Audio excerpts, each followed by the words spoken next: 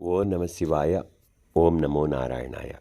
అదృష్టం కలిసి రావాలంటే ఇవి తప్పకుండా పాటించండి. ఉదయాన్నే స్నానం చేసిన తర్వాత మాత్రమే పొయ్యి వెలిగించి వంట చేయండి.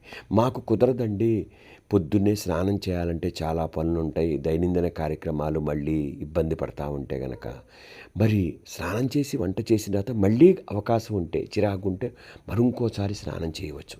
అంతేగాని స్నానం చేయకుండా వంట చేయడానికి ప్రయత్నం చేయకండి. సాయంత్రం సంధ్యావేళ, ముఖ్యంగా సాయంత్రం పూట ఇల్లు కడక్కండి. వాకిలి తుడిచి కళ్ళాపి చల్లడం అలాంటివి సాయంత్రం పూట చేయకండి. పూజలు వ్రతాలు సమయంలో ధరించే దుస్తులకు, వస్త్రాలకు అంచులు ఉండేలా చూసుకోండి. అంచులు లేని వస్త్రాలు ధరించకండి. పసుపు కొత్త వస్త్రాలు ధరిస్తే గనక పూజలో ఖచ్చితంగా పసుపు రాసే ధరించండి. ముఖ్యంగా స్త్రీలు ఒకళ్ళు ధరించిన పూలు ఇంకొకళ్ళు పెట్టుకోకండి. అక్కయ్య పెట్టుకుంది, అమ్మ పెట్టుకుంది, నేను పెట్టుకోవచ్చని ఆ పూలు తీసుకొని మీరు పెట్టుకోకండి. పురుషులు ఎవరికైనా దానం చేసే సమయంలో ఉంగరాన్ని చేతికి వేలికి ఉంగరం ఉందో లేదో చూసుకోండి. ఉంగరం ఉండి గనక దానం చేస్తే చాలా మంచిది.